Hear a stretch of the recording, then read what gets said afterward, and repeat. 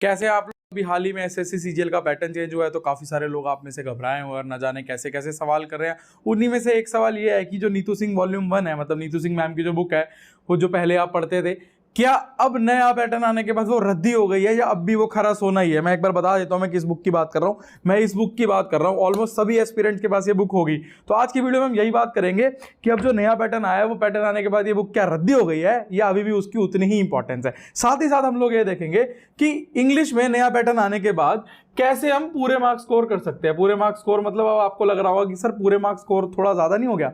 नहीं, ज्यादा नहीं हुआ। जब आप एम हाई करोगे तभी अच्छा स्कोर आएगा। अगर आप एम ही कम करोगे तो कैसे अचीव कर पाओगे? तो फुल मार्क्स का एम लेके चलेंगे और हाँ, ला सकते हो फुल मार्क्स, बहुत लोगों के आते भी हैं। तो चलो वीडियो को हम आगे बढ़ाते हैं और सबसे पहले ये देख लेते हैं कि इंग्लिश की इंपॉर्टेंस क्या आज भी उतनी ही है क्या पैटर्न आने के बाद? पहले इंग्लिश 200 मार्क्स की होती थी, अब इंग्लिश कम मार्क्स की होगी। तो क्या ऐसा हो गया क्या इंग्लिश की इंपॉर्टेंस खत्म होगी? तो आओ देखते हैं, इस मिथ को थोड़ा सा आप लोगों के मन से हटाते हैं। देखिए पहले क्या था, पहले मेंस में 200 सवाल आते थे, 200 मार्क्स की इंग्लिश होती थी, 1 मार्क का एक क्वेश्चन था। अब 45 क्वेश्चन आएंगे इंग्लिश के मेंस में और 3 मार्क्स का एक सवाल होगा, टोटल 135 मार्क्स की। तो ये तो 65 नंबर कम होगी, तो मतलब अब इंग्लिश की इंपॉर्टेंस खत्म हो गई। ये मूर्खता मत करना ये सोचने की कि इंग्लिश की इंपॉर्टेंस खत्म हो गई है या कम हो गई है। मुझे पर्सनली ऐसा लगता है कि कम नहीं हुई है, कहीं ना कहीं बढ़ गई है। आओ देखो कैसे। देखो पहले क्या होता था, पहले कोई ग्रामर का एक टॉपिक किसी का वीक है तो वो अफोर्ड कर सकता था उस टॉपिक को छोड़ के जाना कि मैं चल नहीं पढ़ के जाता, क्या होगा 1-2 सवाल आ जाएंगे, 1-2 नंबर की देखी जाएगी।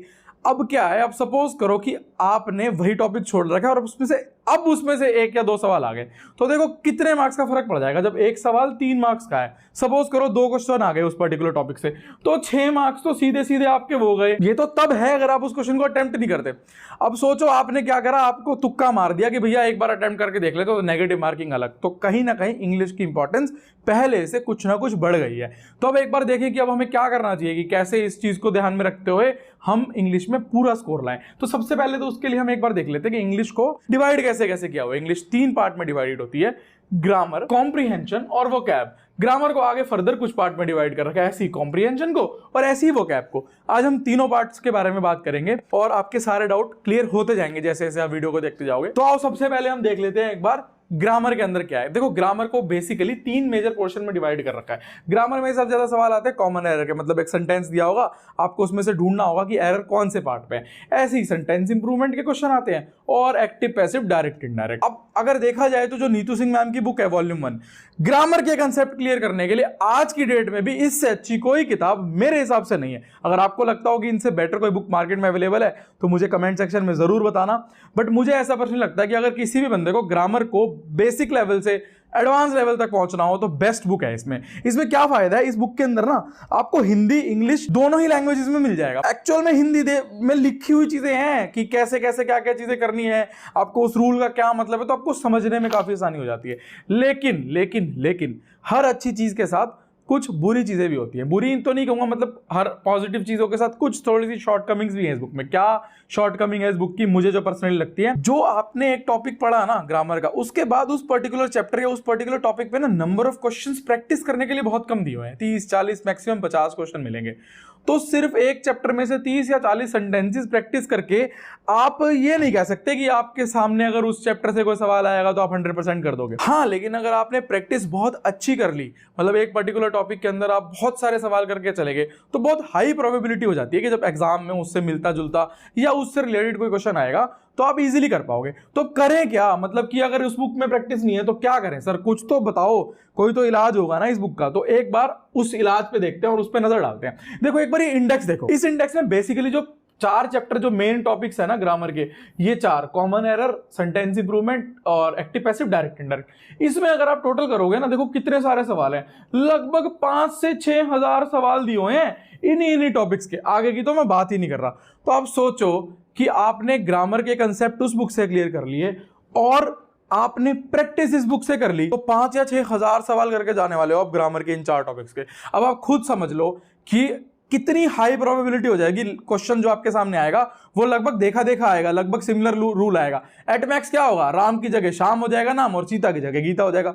रूल तो वैसे ही लगेगा ना, तो कितनी ईजी हो जाएगी। तो ये इंडेक्स है किस बुक का? ये इंडेक्स है एसएससी की ये बुक का प्रीवियस ईयर किरण का। ये ऑलमोस्ट आप में से सबके पास होगी, जिनके पास नहीं है वो इस बुक को लेना कंसीडर कर सकते हैं। मैं पर्सनली अपने समय पे भी यही बुक पढ़ता था। हाँ, अब इसमें 16,000 क्वेश्चन है, उस समय इसमें क्वेश्चन थोड़े से कम होते थे, क्योंकि क्या करते हैं जैसे जैसे साल बीतते जाते हैं ना, पिछले सालों के क्वेश्चन इसमें और ऐड ऑन होते रहते हैं। तो आपका जो क्वेश्चन बैंक है प्रीवियस ईयर क्वेश्चन का, वो इंप्रोवाइज होता रहता है विद पासिंग टाइम। मुझे पर्सनली बुक अच्छी लगती है, तो अगर आप लेना चाहो तो मैं इस बुक का लिंक भी डिस्क्रिप्शन में दे दूंगा। वैसे मैं जितनी भी बुक्स आपको बता चुका हूं या बताऊंगा ना आगे, सबके लिंक आपको डिस्क्रिप्शन में मिल जाए। तो अब एक बार ग्रामर को सम अप करते हैं। तो ग्रामर के अंदर अगर आपको कंसेप्ट बिल्ड करने हैं, यहां से आप कंसेप्ट बिल्ड कर लो, फिर प्रैक्टिस करने के लिए आप यहां से कर सकते हो। अब कुछ लोग बोलते हैं कि सर ये वाली बुक ना बहुत मोटी है, मैं आपको बुक दिखाता हूं कितनी मोटी बुक है। ये बुक कितनी मोटी है, तो कुछ लोग कहते हैं कि सर प्रैक्टिस के लिए ना समय अब कम है, थोड़ा सा कम प्रैक्टिस करना चाहते हैं, तो या तो आप इस बुक में ऑल्टरनेट क्वेश्चंस कर लो सारे करने की जगह, या आप क्या करो, इन्हीं की किरण की ही आती है टीसीएस की प्रीवियस ईयर क्वेश्चन। मतलब इसमें जब से टीसीएस ने एग्जाम लेने शुरू करे हैं ना, तब से जितने भी एग्जाम हुए हैं उन सब का कलेक्शन है। मतलब बिल्कुल पुराने, ये तो 1997 से है, ये 2018 से, मतलब जब से टीसीएस ने एग्जाम कंडक्ट कराने शुरू किए तब से इसमें इसके क्वेश्चंस हैं। तो आप ये वाली बुक भी ले सकते हो। तो ये तो हो गई ग्रामर की बात। अब बात करते हैं कॉम्प्रीहेंशन की। तो कॉम्प्रीहेंशन को ना बेसिकली 3 पार्ट में डिवाइड कर रखा है।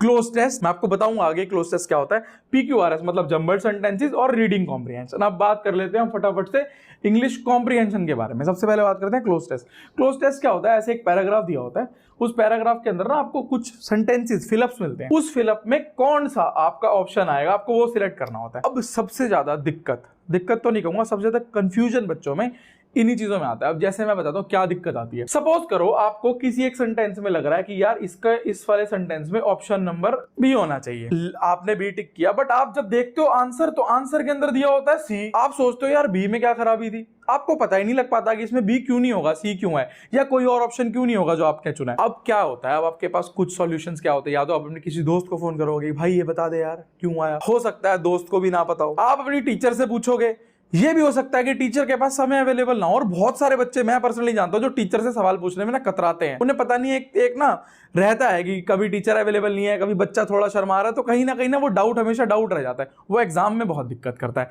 तो इसका सोल्यूशन क्या है आखिर, तो इसका सोल्यूशन ये है कि अगर आपको हर एक सेंटेंस के बाद ये पता लग जाए कि इसमें से कौन सा पार्ट इररेलेवेंट है और कौन सा रेलेवेंट है, मतलब सही जवाब तो दे ही दे, साथ में आपको ये बता दे कि ऐसा क्यों है। मतलब अगर ऑप्शन बी नहीं है तो ऑप्शन बी क्यों नहीं है, ऑप्शन सी है तो ऑप्शन सी क्यों है, ये सारी एक्सप्लेनेशन मिल जाए। ऐसे ही जब आप जंबल्ड सेंटेंसेस यानी पीक्यूआरएस करते हो, मतलब उसमें आपको लगता है कई बार कि ये पर्टिकुलर ऑर्डर क्यों है यार, मेरे हिसाब से तो ये होना चाहिए था, फिर वही एक्सप्लेनेशन की दिक्कत, तो डिटेल में एनालिसिस मिल जाए। अब आपको ये कहां मिलेगा, ये आपको मिल जाएगा नियॉन की ये 2 बुक्स आती है, जंबल्ड पीक्यूआरएस और क्लोज टेस्ट की। मैं आपको एक बार बुक्स भी दिखा देता हूं। ये दोनों बुक्स हैं, ये बहुत ज्यादा मोटी बुक्स नहीं है, पतली पतली सी बुक्स हैं। तो इसके अंदर क्या दे रखा है, इसके अंदर ना मतलब बहुत सारे आपको ऐसे क्वेश्चंस मिल जाएंगे जिनमें डिटेल्ड एनालिसिस है, फिर उसके बाद बहुत सारे प्रैक्टिस के भी क्वेश्चन मिल जाएंगे। अब आप में से बहुत लोगों का ना माथा चकरा रहा होगा, उन्हें गुस्सा आ रहा होगा कि सर आप ये क्या कर रहे हो, इतनी सारी बुक्स क्यों बता रहे हो। तो मैं आपको एक सिंपल सी चीज बताता हूँ। देखो, जब आपके दांत में दर्द होता है तो आप आंख के डॉक्टर के पास नहीं जाओगे ना, अब डेंटिस्ट के पास जाओगे ना। ऐसे ही जब आंख में दर्द होगा तो आप डेंटिस्ट के पास नहीं जाओगे ना। हर एक टॉपिक की ना एक स्पेशलाइजेशन होती है, तो इन्हीं स्पेशलाइजेशन को देखते हुए आपको अगर एफिशिएंटली जाना है तो जिस चीज में जो चीज स्पेशलाइजेशन है ना, वहां से पढ़ो। मैं आपको आगे और भी चीजें बताता रहूंगा साथ के साथ। अब बात करते हैं रीडिंग कॉम्प्रिहेंशन की। रीडिंग कॉम्प्रिहेंशन के लिए कुछ लोग क्या करते हैं, रीडिंग कॉम्प्रिहेंशन के लिए कुछ लोग ना नॉवल पढ़ना शुरू कर देते हैं। देखो, अगर आपकी हॉबी है नॉवल पढ़ना, मतलब आप पहले से ही पढ़ते आ रहे हो नॉवल, तो ठीक है आप पढ़ सकते हो। लेकिन आप स्पेशली इसी चीज के लिए नॉवल पढ़ना स्टार्ट कर रहे हो कि आपको रीडिंग कॉम्प्रिहेंशन इंप्रूव करनी है, तो आपसे बड़ा मूर्ख कोई नहीं है। थोड़ी रूड लगेगी आपको मेरी बात, लेकिन सच में आपसे बड़ा मूर्ख कोई नहीं है अगर आप नॉवल पढ़ना इस चीज के लिए शुरू करना चाहते हो, क्योंकि आपको रीडिंग कॉम्प्रिहेंशन इंप्रूव करनी है। भाई ऐसा मत करो, रीडिंग कॉम्प्रिहेंशन को इंप्रूव करने के लिए नॉवल के अलावा बहुत और अच्छे तरीके हैं। जैसे मैं आपको पहले ही बताता हूँ नॉवल में क्या बुराई है, मतलब आपको पता होना चाहिए ना कि अगर मैं किसी चीज को बुरा बोल रहा हूँ तो क्यों बोल रहा हूँ। देखो, मेरे हिसाब से ऐसा है कि अगर आप नॉवल पढ़ने की आप हैबिट लगाओगे इस समय जब आपको एग्जाम के लिए पढ़ना है, तो आपका बहुत सारा समय वहां वेस्ट हो जाएगा। और सोचो, अगर आपको उस नॉवल की स्टोरी में मजा आने लगा, आपको बहुत मजेदार लगने लगी स्टोरी, तो आप पता नहीं कितने घंटे वेस्ट कर दोगे उसमें, और एंड में आप जब अपनी रीडिंग कॉम्प्रिहेंशन देखोगे ना तो बहुत ज्यादा फर्क नहीं आने वाला। तो फिर करें क्या, कुछ और सॉल्यूशन भी तो होना चाहिए। आप क्या करो, आप सबके पास स्मार्टफोन है, कोई भी एनी गुड एप्लीकेशन जिसमें न्यूज आती हो कम शब्दों में, उसको डाउनलोड कर लो। जब भी दिन में आपको समय हो, स्पेसिफिकली समय निकालने की जरूरत नहीं, जब भी समय हो आप बस स्टॉप पे किसी का वेट कर रहे हो, मेट्रो स्टेशन पे वेट कर रहे हो, गर्लफ्रेंड के फोन आने का वेट कर रहे हो, या इन एनी केस आपको मम्मी ने बोला दूध ले आ, लाइन में खड़े हो दूध की, या बिजली का बिल भरने की लाइन में खड़े हो, तो वहां लाइन में भी पढ़ सकते हो। मतलब आपको स्पेसिफिकली टाइम निकालने की जरूरत नहीं है। उसको पढ़ना कैसे, आओ देखते हैं।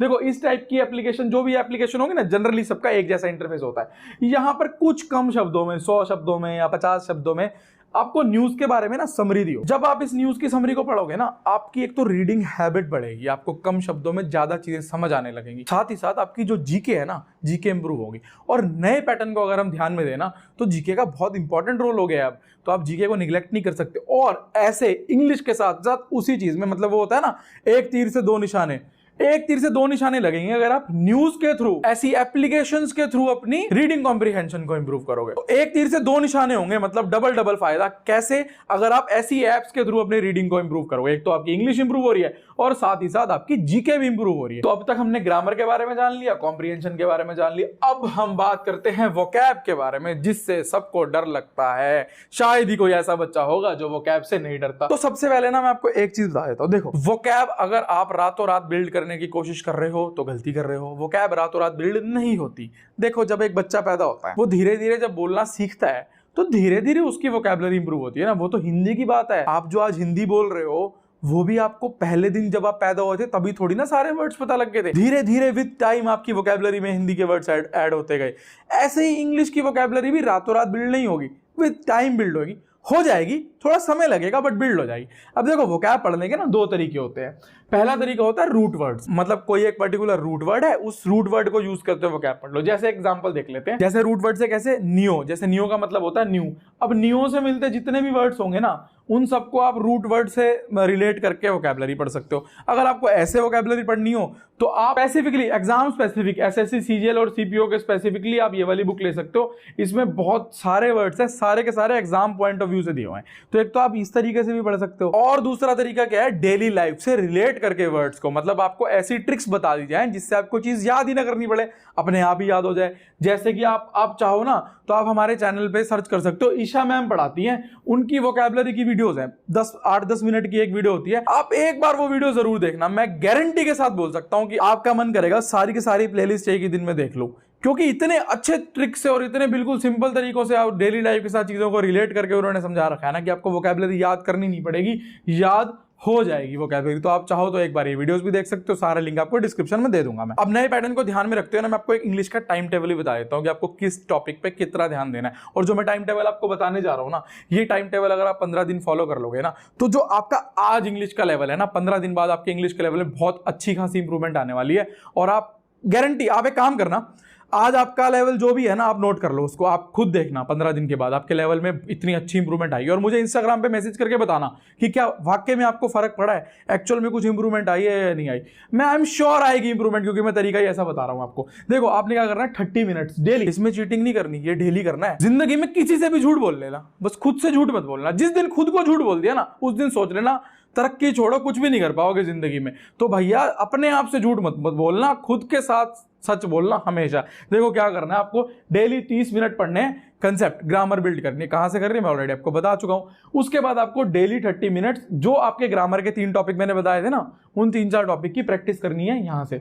फिर आपको साथ ही साथ 15 मिनट के लिए पढ़ने हैं PQRS, मतलब जंबल्ड सेंटेंसेस। 15 मिनट के लिए क्लोज टेस्ट की प्रैक्टिस करनी है, और फिर 15 मिनट के लिए वोकैब की प्रैक्टिस करनी है अगर आप रूट वर्ड से पढ़ना चाहो। और 15 मिनट आपने देने हैं यहाँ पे वोकैब करनी है ट्रिक के साथ। दिन में जब भी आपको टाइम मिले, जो आपको मैंने रीडिंग कॉम्प्रिहेंशन के लिए बताया था ना, न्यूज पढ़ने वाला तरीका, वो करना है। आप 15 दिन ये करके देखो, आई एम श्योर आपको फर्क पड़ेगा। मुझे कमेंट सेक्शन में जरूर बताना। आई होप मैंने आपके बहुत सारे सवालों के जवाब दे दिए होंगे। फिर भी अगर आपके मन में कोई सवाल रह गया हो तो आप मुझे इंस्टाग्राम पे मैसेज कर सकते हो। अगर आप इंस्टाग्राम पे नहीं हो तो कमेंट सेक्शन जिंदाबाद। अपने माता पिता की इज्जत किया करो, उन्हें दिन में एक बार जरूर हंसा दिया करो, बहुत ताकत होती है माता पिता के आशीर्वाद में। तो ठीक है भाई, मौज लो रोज लो, ना मिले तो खोज लो। All the best.